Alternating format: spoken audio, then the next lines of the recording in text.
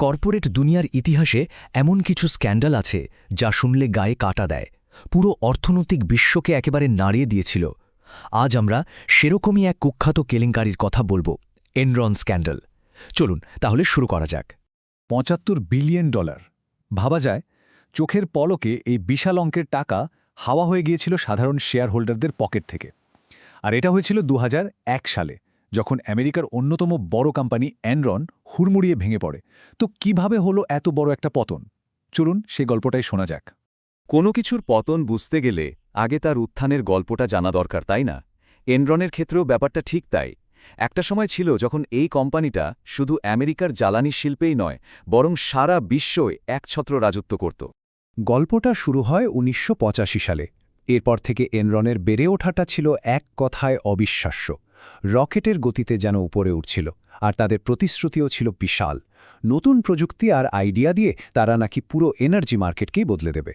আর হলো তাই। খুব তাড়াতাড়ি এনরন হয়ে উঠল ওয়াল স্ট্রিটের ডার্লিং, মানে সবাই হুমড়ি খেয়ে পড়ল এর শেয়ার কেনার জন্য। আর শেয়ারের দাম সে তো বাড়তে বাড়তে আকাশ ছুঁয়ে ফেলল। বাইরে থেকে দেখে মনে হচ্ছিল, বাহ, কি দারুণ এক সফলতার গল্প। কিন্তু ওই যে কথায় আছে না, চকচক করলেই শোনা হয় না, এই চোখ ধাঁধানো সাফল্যের আড়ালেই লুকিয়েছিল একটা ভয়ঙ্কর ফাঁদ, একটা মিথ্যার সংস্কৃতি, যা টিকেছিল খুবই জটিল আর ধোঁকাবাজপূর্ণ হিসাব নিকাশের ওপর। এই ধোঁকাবাজির প্রথম অস্ত্রটার নাম ছিল মার্ক টু মার্কেট অ্যাকাউন্টিং। এখন এই পদ্ধতিটা কিন্তু বেআইনি নয়, কিন্তু এনরন এটাকে ব্যবহার করল এক অভাবনীয় উপায়। তারা ভবিষ্যতের সম্ভাব্য লাভকে, মানে যে টাকা হয়তো অনেক বছর পর আসবে, সেটাকে বর্তমান আয় হিসাবে দেখাতে শুরু করল। ফলাফল, লাভের এক কাল্পনিক পাহাড়। ব্যাপারটা সহজ করে বলি, ধরুন এনরন একটা পাওয়ার প্ল্যান্ট বানানোর জন্য ২০ বছরের একটা চুক্তি সই করল। তারা কি করত জানেন? চুক্তি সই করার দিনই খাতায় লিখে ফেলত যে আগামী ২০ বছরে এই প্রজেক্ট থেকে তাদের কত লাভ হবে। ভাবুন একবার, যে টাকা হাতে আসেনি, এমনকি যার কোনো নিশ্চয়তাও নেই, সেই কাল্পনিক লাভটাকে তারা নিজেদের আয় বলে চালিয়ে দিত। শুধু তাই নয়, তাদের তর্কশে আরও একটা অস্ত্র ছিল। সেটার নাম স্পেশাল পারপাস ভেহিকল, বা সংক্ষেপে এসপিভি। এগুলো ছিল আসলে কিছু ভুঁইফোড় কাগজে কোম্পানি, আর এগুলোর একমাত্র কাজ ছিল এনরনের বিশাল বিশাল দেনা আর লসে চলা অ্যাসেটগুলোকে সবার চোখের আড়ালে লুকিয়ে রাখা। আর এই পুরো জালিয়াতির মাস্টারমাইন্ড কে ছিলেন জানেন? কোম্পানির নিজের সিএফও অ্যান্ড্রু ফাস্টো। তিনি পরে নির্লজ্জের মতো স্বীকারও করেছিলেন যে হ্যাঁ, আমি জেনে শুনেই সবাইকে বিভ্রান্ত করতাম, এটাই আমার কাজ ছিল, আর আমি এই কাজে সেরা ছিলাম। কি সাংঘাতিক, তাই না? কিন্তু মিথ্যার উপর দাঁড়িয়ে থাকা সাম্রাজ্য তো বেশি দিন টেকে না।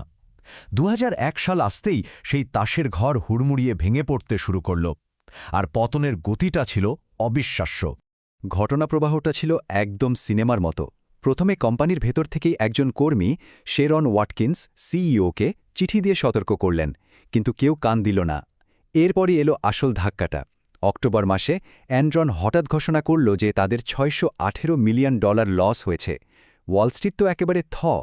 এরপর তাদের ক্রেডিট রেটিং সোজা জাঙ্ক বা আবর্জনার স্তরে নেমে গেল। আর সবশেষে ডিসেম্বরের ২ তারিখ সেই অবশ্যম্ভাবী ঘটনাটি ঘটল। এনরন নিজেদের দেউলিয়া ঘোষণা করল।